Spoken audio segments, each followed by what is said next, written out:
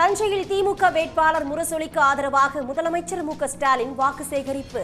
அதிகாலையில் நடைபயணம் மேற்கொண்டவர்களை சந்தித்து ஆதரவு திரட்டினார்.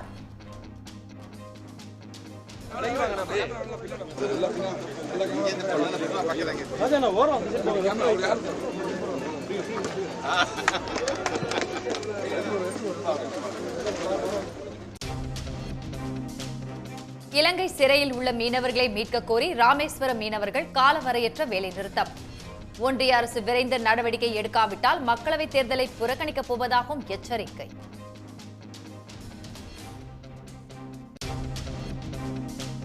மக்களவைத் தேர்தலில் இந்திய யூனியன் முஸ்லிம் கட்சிக்கு ஏணி சின்னம் ஒதுக்கீடு. ராமநாதபுரம் தொகுதியில் IUML போட்டியிடும் நிலையில் இந்திய தேர்தல் ஆணையம் அறிவிப்பு.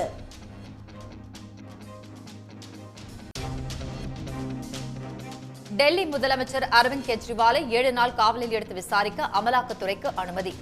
வரும் 28ஆம் தேதி மீண்டும் நீதிமன்றத்தில் ஆஜர்படுத்த டெல்லி நீதிமன்றம் உத்தரவு.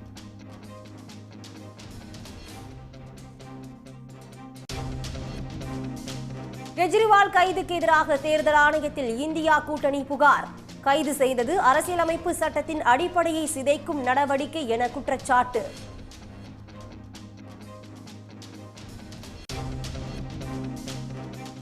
திருச்சி, பெரம்பலூர் வேட்பாளர்களை ஆதரித்து முதலமைச்சர் மு.க.ஸ்டாலின் பரப்புரை.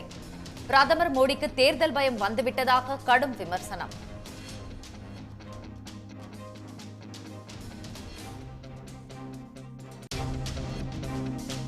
பாஜகவினரின் ஆணவமான பேச்சே அவர்களை வீழ்த்திவிடும் என முதலமைச்சர் மு.க.ஸ்டாலின் விமர்சனம். பாஜகவுடனான பழனிசாமியின் கள்ள கூட்டணி விரைவில் அம்பலமாகும் என்றும் பேச்சு.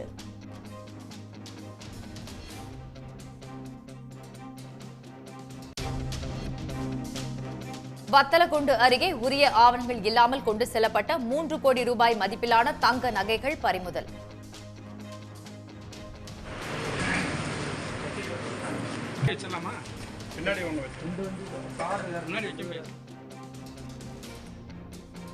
திருவாரூர் அருகே 600க்கும் மேற்பட்ட சேலைகள், தையல் இயந்திரங்கள் சிக்கியது.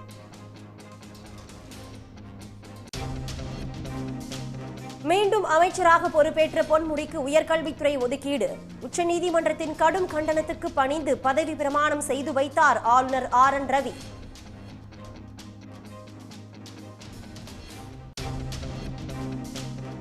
ஈரோடு, கரூர், மதுரை, சேலம் மாவட்டங்களில் சதம் அடித்த வெயில்.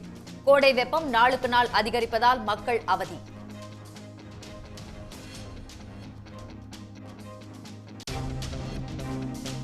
கோடை வெப்பம் கொளுத்தி வரும் நிலையில் தென் மாவட்டங்களில் கோடை மழை. தூத்துக்குடி, திண்டுக்கல்லில் பெய்த மழையால் மக்கள் மகிழ்ச்சி.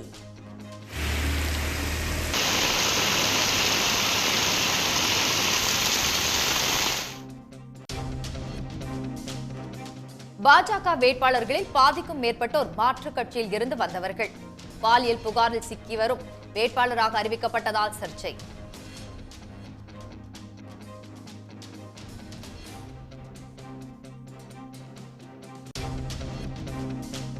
அமலாக்கத்துறை சோதனைக்கு உள்ளான 41 நிறுவனங்களிடம் 2471 கோடி ரூபாய் நன்கொடை பெற்ற பாஜக.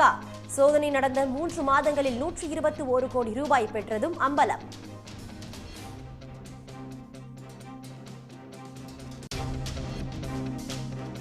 தர்மபுரி மக்களவை தொகுதி பாமக வேட்பாளர் அரசாங்கம் மாற்றம்.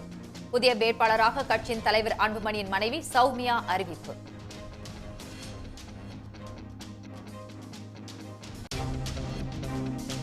பொன்முடி வழக்கில் ஜனநாயகத்தை காத்த உச்சநீதிமன்றத்துக்கு முதலமைச்சர் மு.க.ஸ்டாலின் நன்றி.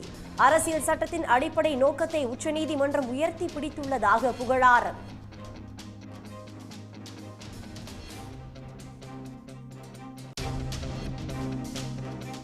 புதிய தேர்தல் ஆணையர்கள் நியமனத்தில் ஒன்றிய அரசு கடைபிடித்த நடைமுறை பற்றி உச்சநீதிமன்றம் அதிருப்தி. வேட்பாளர்களின் பெயர் விவரங்களை முன்கூட்டியே வழங்கியிருக்க வேண்டும் என நீதிபதிகள் கவலை.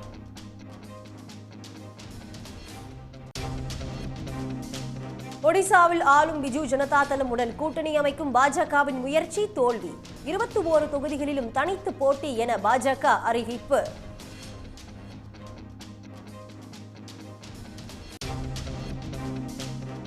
நாடாளுமன்ற தேர்தலில் 3 மாநிலங்களில் பாஜக போட்டியிடவில்லை என அறிவிப்பு. மணிப்பூர், நாகாலாந்து, மேகாலயாவில் மாநில கட்சிகளுக்கு பாஜக ஆதரவு.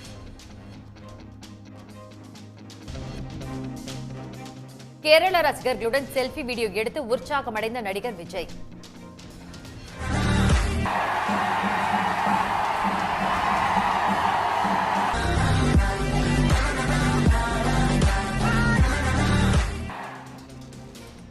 மலையாள மொழியிலேயே நன்றி தெரிவித்து எக்ஸ் தளத்தில் பதிவு.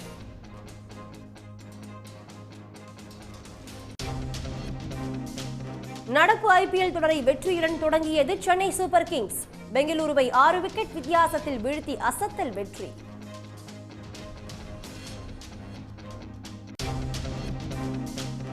ஐபிஎல் தொடரின் இன்றைய போட்டியில் பஞ்சாப், டெல்லி அணிகள் மோதல். மற்றொரு போட்டியில் கொல்கத்தா அணியை எதிர்கொள்கிறது சன்ரைசர்ஸ் ஹைதராபாத். உடனுக்குடன் செய்திகளை தெரிந்து கொள்ள சன் நியூஸ் பெல் ஐகானை கிளிக் பண்ணுங்க.